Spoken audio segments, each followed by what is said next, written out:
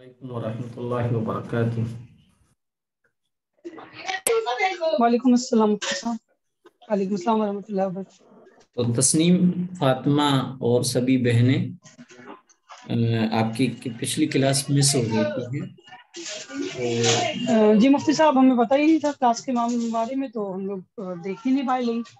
جی تو یہ بتایا جائے کہ اس میں رمضان کے حق سے متعلق بات کی تھی، وہ ویڈیو شاید اپلوڈ بھی نہیں ہوئی اب تک، یہ ہو گئی؟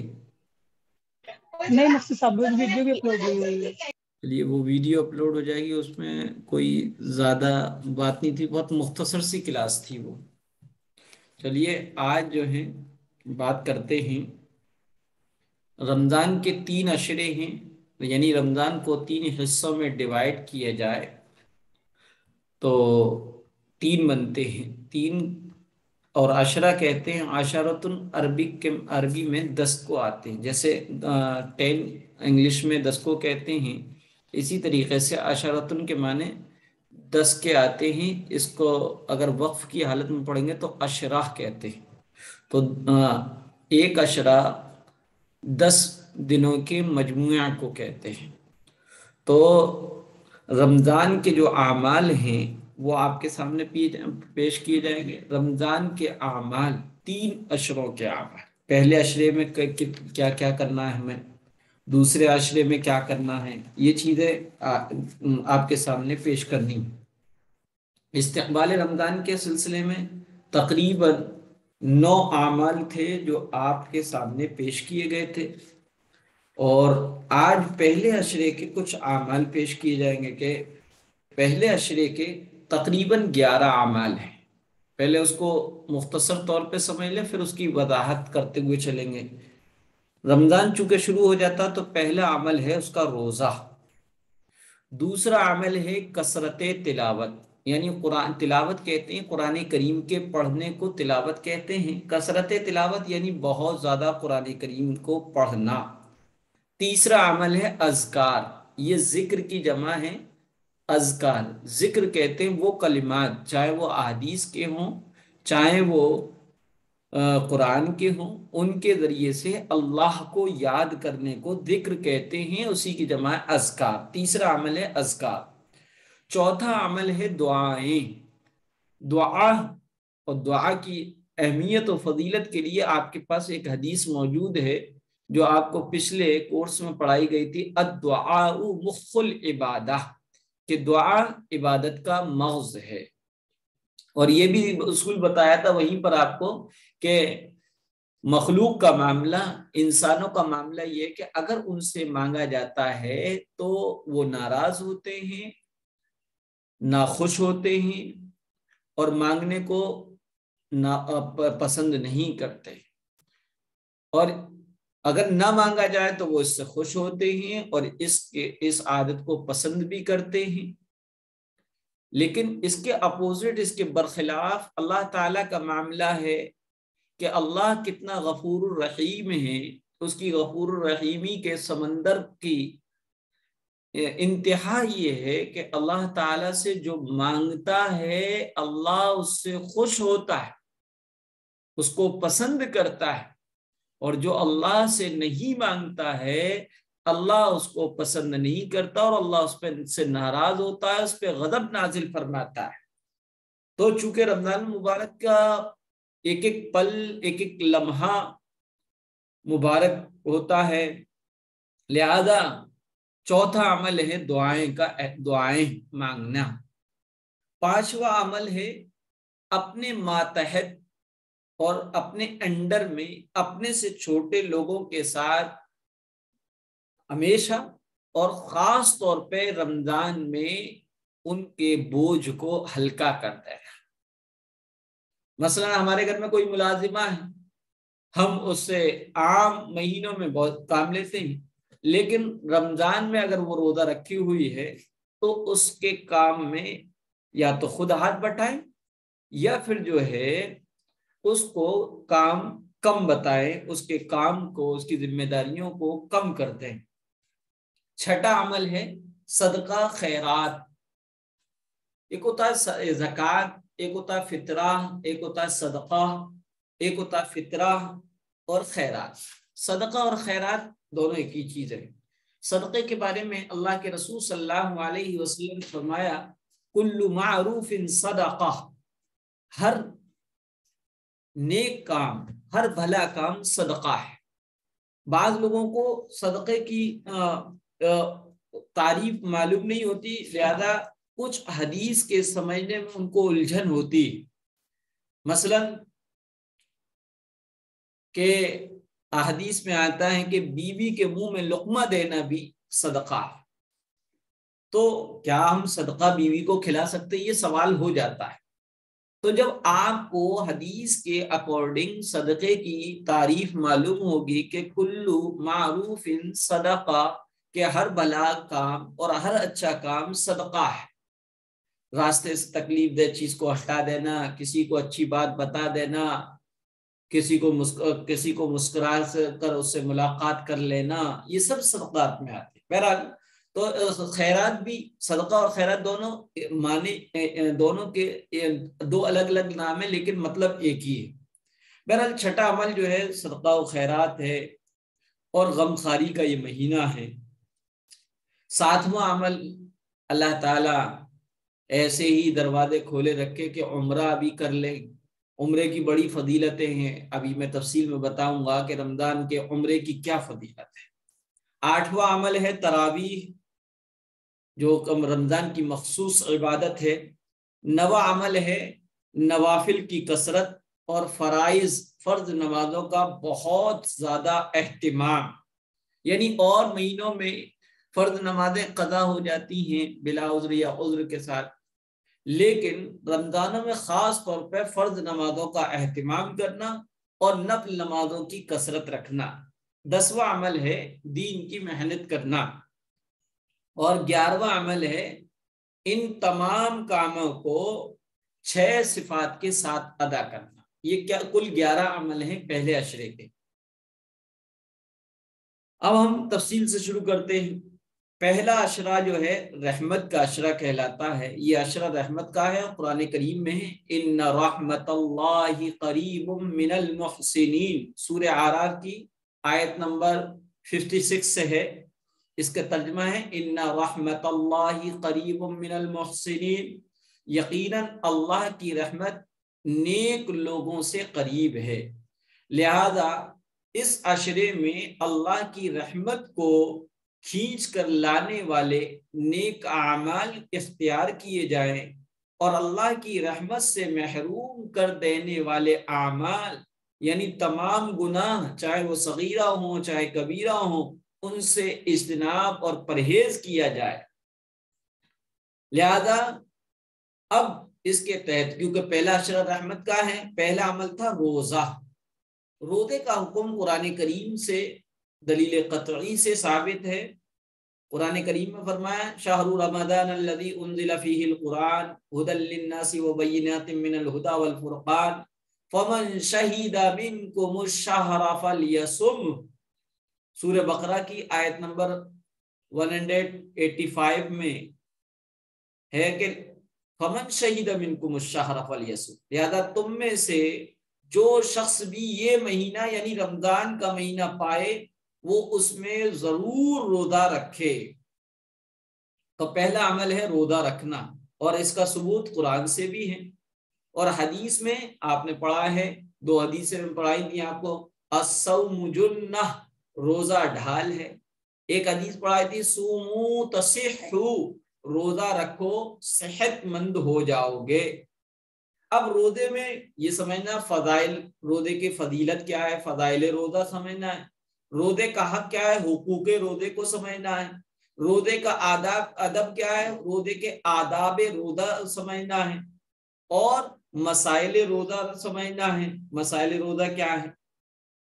اب یہ 4 چیزیں ہیں۔ فضائل روزے میں روزے کی جزا اللہ تعالیٰ خود دیتے ہیں، اللہ اس کا روزے کا بدلہ، انعام، اس کا اجر اور ثواب خود دیتے ہیں۔ انسان جو بھی نیک عمل کرتا ہے اس کا اجر اور ثواب اسے 10 گنا سے لے کر 700 گنا تک ملتا ہے، یعنی ایک کوئی بھی عمل کیا اس عمل پر 700 عمل کرنے کے برابر ثواب دیا جاتا ہے، جسے کہا جاتا ہے 700 گنا تک ثواب ملتا ہے۔ لیکن روزے کے بارے میں اللہ تعالیٰ فرماتے ہیں کہ یہ عمل یعنی روزہ چونکہ خالص میرے لیے ہے، اس لیے میں ہی اس کی جزا دوں گا، میں ہی اس کا بدلہ دوں گا، میں ہی اس کا ثواب دوں گا، کیونکہ روزے دار صرف میری خاطر اپنی جنسی خواہش، کھانا پینا چھوڑتا ہے۔ تو جس عمل کے بارے میں اللہ تعالیٰ یہ فرما دیں کہ ہم خود اس کا بدلہ دیں گے، تو وہ بدلہ کتنا عظیم ہوگا، کیونکہ عظیم رب دے گا تو بدلہ بھی عظیم ہی ہوگا۔ چنانچہ روزے کی فضیلت میں سے ایک فضیلت یہ ہے، ایک فضیلت تو یہ کہ اللہ اس کا بدلہ دے، دوسری فضیلت روزے سے پچھلے گناہ معاف ہو جاتے ہیں۔ جس نے ایمان کے ساتھ اور ثواب کا یقین رکھتے ہوئے رمضان کے روزے رکھے تو اس کے پچھلے گناہ معاف کر دیے جائیں گے۔ اور یہ گناہ کی معافی کے بارے میں نے آپ کو رول بتایا تھا کہ جتنے بھی نیک اعمال کے فضائل میں گناہ کے معاف ہونے کا تذکرہ آیا ہے، اس سے وہ گناہ معاف ہوتے ہیں جن کو گناہ صغیرہ کہتے ہیں۔ چھوٹے چھوٹے گناہ صغیرہ ان گناہوں کو کہتے ہیں جن کے گناہ ہونے کو تو بتایا گیا، لیکن قرآن و حدیث میں ان پر وعید یا عذاب کی خاص کیفیت اور شکل کا تذکرہ نہ ہو، اسے گناہ صغیرہ کہتے ہیں۔ اور گناہ صغیرہ نیک اعمال سے معاف ہو جاتے ہیں۔ قرآن کریم میں اللہ تعالیٰ نے فرمایا ان الحسنات یذہبن السیئات، حسنات نیکیوں کو کہتے ہیں اور سیئات برائیوں اور گناہوں کو کہتے ہیں۔ اللہ فرما رہا بے شک نیکیاں گناہوں کو مٹا دیتی ہیں۔ تو لہذا رمضان کی فضیلت میں یہ ہے کہ جس نے ایمان کے ساتھ اور ثواب کا یقین رکھتے ہوئے رمضان کے روزے رکھے تو اس روزے رکھنے والے کے پچھلے گناہوں کو معاف کر دیا جاتا ہے۔ تیسری فضیلت ہے روزہ جہنم سے بچاؤ کے لیے ڈھال ہے۔ الصوم جنہ، روزہ ایک ڈھال ہے۔ روزہ جو ڈھال کہتے ہیں، جو پرانی جو جنگیں ہوا کرتی تھی تلوار اور تیر کے ذریعے سے، تیر کو روکنے کے لیے یا اسی طریقے سے تلوار کے وار کو روکنے کے لیے ایک گول پلیٹ، بڑی پلیٹ کی شکل میں یا تسلے کی شکل میں ایک آلہ ہوتا ہے، اسے ڈھال کہتے ہیں۔ جس طریقے سے ڈھال سے اس کی انسان کی حفاظت کرتی ہے، اسی طریقے سے روزہ دوزخ کی آگ سے اس کی حفاظت کا ذریعہ بنے گا۔ چنانچہ ایک حدیث میں روزہ اللہ تبارک و تعالی کی بارگاہ میں روزہ رکھنے والے کے لیے سفارشی بنے گا۔ روزہ اور قرآن دونوں کے بارے میں فرمایا بندے کے لیے بارگاہ خداوندی میں سفارش کریں گے۔ روزہ کہے گا اے رب، میں نے اس بندے کو دن میں کھانے پینے اور دوسری خواہشوں سے روک دیا تھا، لہذا اس کے بارے میں میری سفارش قبول فرما لیجیے۔ اسی طریقے سے روزہ جسمانی صحت کا بھی سبب ہے، جیسا کہ میں نے ابھی حدیث میں بتایا سومو تصحو، یعنی روزہ رکھو تندرست ہوگے۔ وعید، اب اس سلسلے میں یہ تو اس کے فضائل ہو گئے، وعید کیا ہے؟ یعنی روزہ نہ رکھنے والوں کے لیے پنشمنٹ اور سزا کیا ہے؟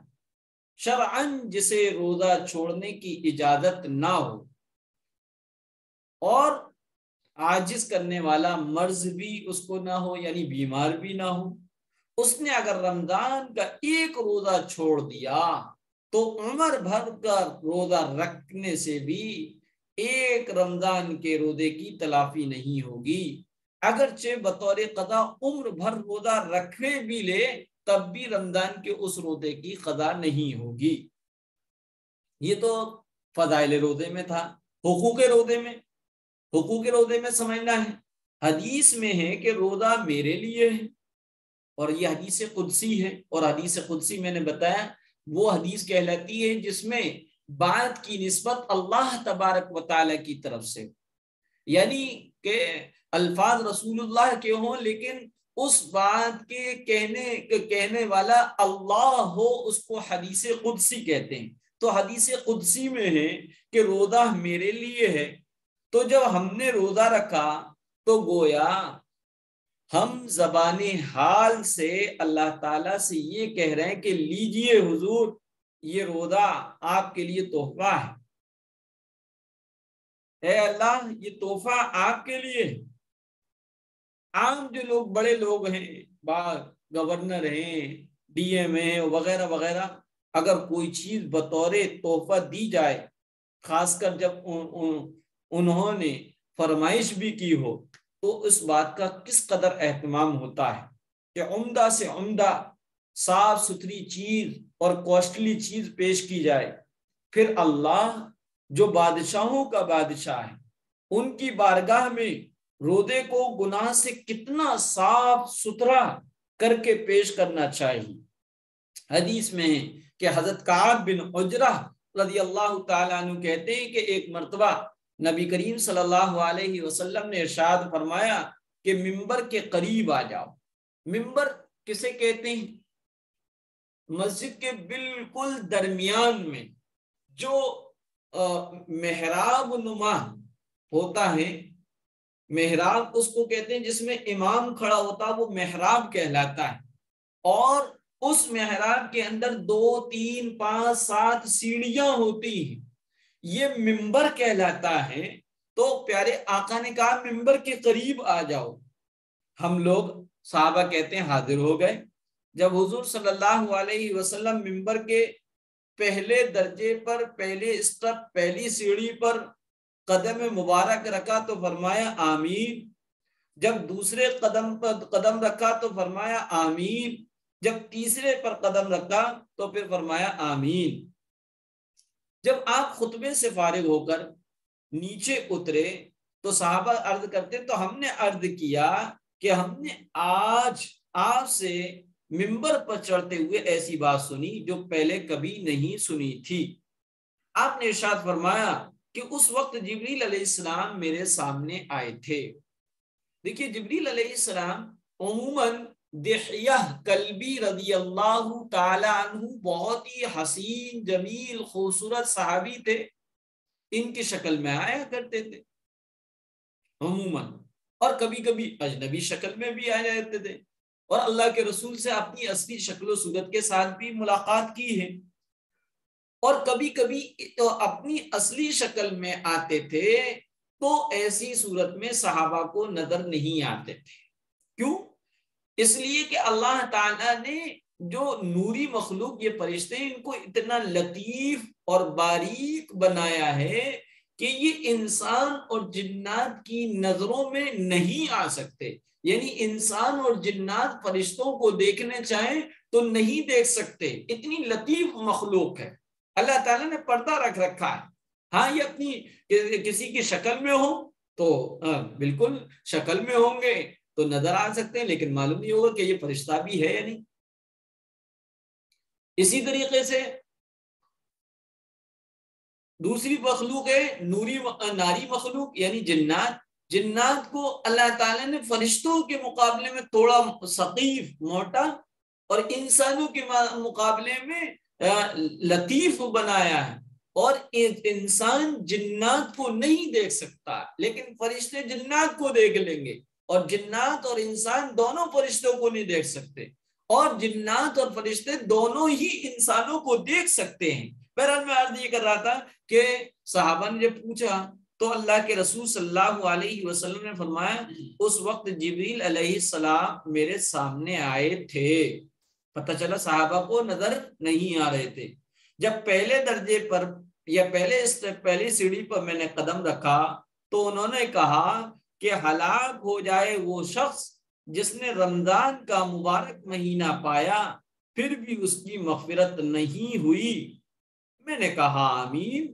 پھر جب میں دوسرے سیڑھی پر چڑھا تو انہوں نے یعنی جبریل علیہ السلام نے کہا ہلاک اور برباد ہو جائے وہ شخص جس کے سامنے آپ صلی اللہ علیہ وسلم کا ذکر مبارک ہوا ہو اور وہ درود نہ بھیجے۔ میں نے کہا، یعنی پیارے آقا فرما رہے ہیں، میں نے کہا آمین۔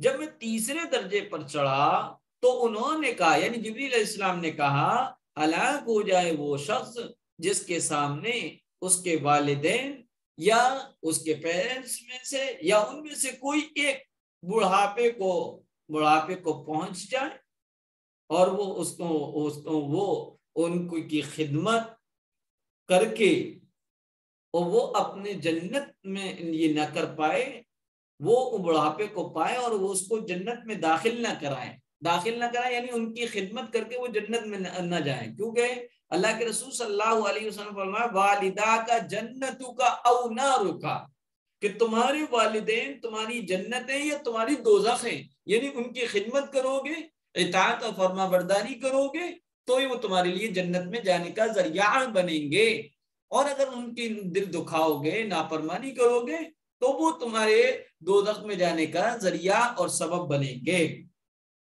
بہرحال اس حدیث سے معلوم ہوا کہ رمضان یا روزے میں خود معافی کا اثر نہیں، بلکہ اس میں خاص شان ہونی چاہیے، اور خاص شان وہ ہے جس کو حضور صلی اللہ علیہ وسلم ارشاد فرماتے ہیں، کیا؟ جو شخص روزے میں غلط بولنا اور برا کام کرنا نہ چھوڑے تو اللہ تعالیٰ کو کچھ حاجت نہیں ہے اس بات کی کہ چھوڑ دے اپنا کھانا اور اپنا پینا، یعنی اللہ کو اس کے کھانے پینے سے رکے رہنے روزے کی قطعاً کوئی پرواہ نہیں، کیونکہ اس نے روزہ رکھ کر بھی کیا ہے، غلط سلط بولا، جھوٹ بولا، غیبت کی، برے کام بھی سنے، گانے بھی سنے، اور فلاں غیر محرموں کو بھی دیکھا اور اس کو بھی دیکھا۔ تو یہ وہ شرط ہے جس کے پائے جانے سے روزے میں معافی کی شان آ جاتی ہے، اور اس شرط کا حاصل ہے معاصی اور گناہوں کو چھوڑ دینا، گناہوں کو چھوڑ دینا۔ اس کی طرف عام طور پہ لوگ توجہ نہیں دیتے ہیں، تو اس کی یا جن کی توجہ ہے وہ ان پر عمل نہیں کر پاتے، جن کو یہ حدیث معلوم ہوتی ہے وہ عمل نہیں کر پاتے، اور بہت سے لوگوں کو تو حدیث ہی نہیں معلوم ہوتی ہے، لہذا وہ روزے بھی رکھ رہے ہیں اور تمام گناہ بھی چل رہے ہیں۔ تو حدیث میں کہ بہت سے روزے رکھنے والے ایسے ہیں کہ ان کو دوران روزہ گناہ سے نہ بچنے کی وجہ سے، روزہ رکھ کر گناہ سے نہ بچنے کی وجہ سے روزے کے ثمرات، روزے کے فائدے میں سوائے بھوکے رہنے کے کچھ بھی حاصل نہیں ہوتا۔ اسی طریقے سے حدیث میں کہ روزہ آدمی کے لیے ڈالے، یعنی اللہ کے عذاب سے، جہنم سے حفاظت کا سبب ہے، جب تک اس کو جھوٹ، غیبت وغیرہ گناہوں سے پھاڑ نہ ڈالے۔ روزہ دوزخ سے ڈھال اسی وقت بنے گا جب تک کہ وہ روزے میں جھوٹ نہ ہو، غیبت نہ ہو، چغلی نہ ہو، گناہوں کے کام نہ ہو۔ اگر وہ روزہ جس میں جھوٹ بھی چل رہا ہے، غیبت بھی چل رہی ہے، برے کام بھی چل رہے ہیں، گناہ کے کام بھی چل رہے ہیں، اس کی لگائی بجائی بھی چل رہی ہے، اس پہ الزام تراشیاں بھی چل رہی ہیں، تو وہ روزہ دوزخ سے ڈھال نہیں بنے گا۔ خلاصہ ان چاروں احادیثوں سے یہ معلوم ہوا کہ روزے کا حق ہے کہ اس کو آنکھ، کان، ہاتھ، پاؤں، زبان، دل، دماغ کے گناہوں سے گندا نہ کیا جائے، خصوصاً معدے اور پیٹ کے گناہ، یعنی حرام کھانے، اس کو تو ضرور چھوڑ دیا جائے کہ روزے میں کم سے کم جو ہے معدے کا جو گناہ یعنی حرام کھانا، اس کو تو بالکل چھوڑ دیا جائے، کیونکہ یہ تمام خرابیوں کی جڑ ہے۔ حرام کھانا، حرام آمدنی سے آیا ہوا مال، اس کو کھانا، یہ تمام عبادت اور تمام گناہوں کی جڑ ہے۔ اللہ کے رسول صلی اللہ علیہ وسلم سے صحابی رسول نے پوچھا، اللہ کے رسول میں سب سے بڑا متقی اور پرہیزگار بننا چاہتا ہوں۔ آپ نے فرمایا تم اپنے کھانے کو حلال بنا دو، تم اللہ کے نزدیک سب سے بڑے متقی اور پرہیزگار بن جاؤ گے۔ اسی طریقے سے جب روزے میں وہ چیزیں حرام کر دی گئی ہیں جو پہلے جائز تھی تو جو پہلے سے حرام ہیں ان کو تو بطریقے اولا اور ضرور چھوڑ دینا چاہیے.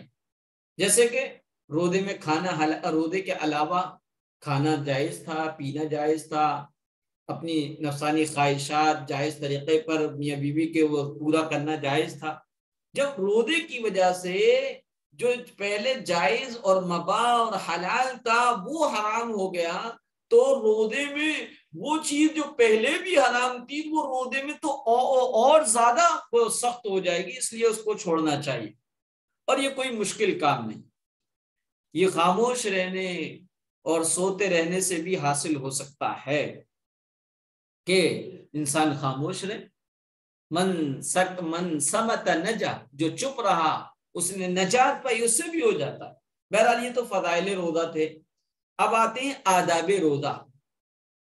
آداب روزے میں سحری ہے ایک چیز، سحری کے بارے میں گندی باتیں، شور گالی سے پرہیز، افطاری، یہ چیزیں سمجھنا. آداب روزے میں 3 چیزیں سحری کے بارے میں بتائیں گے، اسی طریقے گندی باتیں، شور شرابہ، بد زبانی، تیسرا افطاری. یہ 3 چیزوں کو آداب روزے میں بتائیں گے. سب سے پہلے ہم سحری کو لیتے ہیں. سحری میں 4 چیزیں ہیں. ایک تو سحری کی فضیلت، دوسرا سحری کا وقت، تیسرا سحری میں کھانے کی مقدار، غذا کی مقدار، چوتھا سحری میں ہونے والی کوتاہیاں. فضیلت کیا ہے؟ حدیث میں ہے کہ سحری کھاؤ کیونکہ سحری کھانے میں برکت ہے. اب روزہ فرض ہو، سنت ہو، نفل ہو، واجب ہو، منت کا ہو، کوئی بھی روزہ ہو، روزے میں سحری شرط نہیں ہے، بلکہ ہر روزے میں سحری کھانا سنت ہے. بعض لوگ جو کہتے ہیں کہ سحری کے بغیر سحری کے روزہ رکھ لیا تو وہ روزہ نہیں ہوتا، فاقہ ہو جاتا ہے، یہ بالکل غلط فہمی. سحری کا حکم یہ ہے کہ سحری مسنون ہے.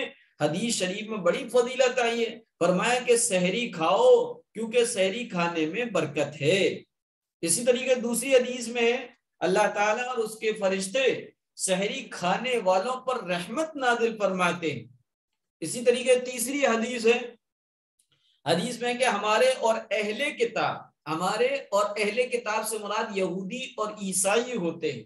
ہمارے اور اہل کتاب کے روزے میں سحری کھانے کا فرق ہے. ان کے روزے میں سحری نہیں، یہودیوں کے روزے میں سحری نہیں ہے، عیسائیوں کے روزے میں سحری نہیں ہے. مسلمانوں کے، ایمان والوں کے روزے میں سحری کو سنت قرار دیا، اور سنت قرار دینے کے ساتھ ساتھ اس کو اہل کتاب کے روزوں سے میں فرق کا ذریعہ بنا دیا. سحر کسے کہتے ہیں؟ اب سحری سحر سے بنا ہے. سحر کہتے ہیں رات کے آخری چھٹے حصے کو، یعنی پوری رات ہے، سورج جب ڈوبتا ہے اور سورج اس فجر کے وقت تک کہ وہ 6 حصوں میں 6 حصوں میں ڈیوائیڈ کریں گے، تو چھٹے حصے کو، رات کے آخری کے چھٹے حصے کو سحر کہتے ہیں. اور سحری کھانے میں تاخیر کرنا مسنون ہے، یعنی دیر سے ہے، لیکن اتنی تاخیر، اتنی دیر نہ ہو کہ صبح صادق ہونے کا وہم ہونے لگے. سحری ختم ہونے کا وقت متعین ہے. سائرن اذان کے اس کے لیے ایک علامت ہے. مختلف جگہوں پر، مختلف علاقوں میں کہیں اذان ہوتی ہے، کہیں اعلانات ہوتے ہیں، کہیں سائرن بجایا جاتا ہے، کہیں ڈھول بجایا جاتا ہے. یہ سحری کے وقت کی جو ہے علامت اور نشانی ہوتی ہے. اگر سائرن وقت پر بجا ہے تو وقت ختم ہو گیا. اذان وقت پر ہوئی ہے یا اعلان وقت پر کیا ہے تو وقت ختم ہو گیا. اس وقت کچھ کھانا پینا درست نہیں. ہمارے بچپن میں بڑی کوتاہیاں ہوتی تھی اور اب بھی کوتاہیاں ہوتی ہیں کہ اذان ہو گئی اور کہا ابھی تو اذان ہو گئی ہے، کھاؤ کھاؤ کھاؤ، پیو پیو. حالانکہ مسئلہ یہ ہے کہ اگر اذان ہو گئی اور منہ میں کچھ ہے تو اس صورت میں جو منہ کا ہے وہ حلق سے نیچے نہیں اترنا چاہیے، اس کو باہر اگل دو ورنہ روزہ نہیں ہوگا. تو یہ تو سحری کی فضیلت تھی. اب سحری کا وقت بھی پتہ چل گیا، اس کا وقت متعین ہے کہ صبح فجر، صبح صادق یعنی فجر کا وقت شروع ہوگا، سحری کا وقت ختم ہو جائے گا، اور اس کے الگ الگ وقت ہیں، اور الگ الگ ملکوں اور شہروں میں اس کے نشانی کے طور پہ کہیں سائرن بجایا جاتا ہے، کہیں ڈھولک بجایا جاتا ہے، کہیں کچھ ہوتا ہے۔ اگر وہ وقت پر دیا جاتا ہے، وقت پر سائرن بجایا جائے، وقت پر اعلان کیا جائے، تو کیا ہے، سحری کا وقت ختم ہو گیا، اس وقت کچھ کھانا پینا درست نہیں ہے، ورنہ تو روزہ ہی نہیں ہوگا۔ اب تیسری چیز ہے غذا، سحری میں کتنا کھایا جائے، کیونکہ بعض لوگ اتنا کھاتے ہیں کہ دن بھر کھٹی ڈکاریں آتی ہیں، بعض لوگوں کو قبض ہو جاتا ہے، بعض لوگوں کا پیٹ ہی خراب ہو جاتا ہے، تو کتنا کھانا ہے یہ بھی سمجھنا ہے۔